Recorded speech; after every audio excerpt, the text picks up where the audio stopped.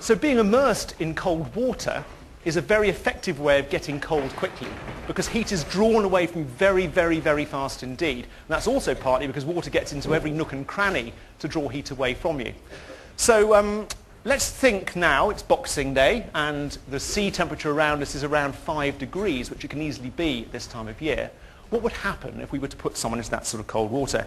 Well, I've got an assistant here, Mac, that might help me with the experiment. Mac, would you like to come on? Right, well, he doesn't need a round of applause. I'm glad you didn't give him one.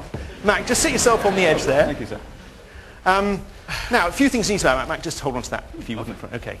A few things you need to know about Mac. Mac is used to extreme environments. He's worked for Sir Ranulph Fiennes many years organising his expeditions.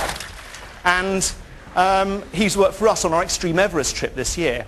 The other thing that's most important to know about Mac is that he's incredibly gullible because...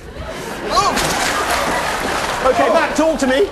Not talk. Hold your breath. Hold your breath. Hold your breath. Okay, right. Someone better give him a hand to get out. He's not looking terribly good. Okay, so that water is actually slightly less than 5 degrees. We'll drag you out in just a minute, Mac. What Mac's just demonstrated to you is what you all experience when you get into the cold sea. You're suddenly unable to breathe. You lose control of your breathing and you do this. And that's not something that you can control. And further, we hear him, he's in trouble there. And furthermore, hope he's not dying, we need him later. The other problem is that in that sort of temperature at 5 degrees, the amount of time you can hold your breath for is reduced by half. So in a stormy sea when your boat's sinking, you're in trouble for that reason alone. Furthermore, though, if you survive this, what's known as cold shock, if we were to leave Mac in this temperature, he'd be dead within an hour because of loss of heat.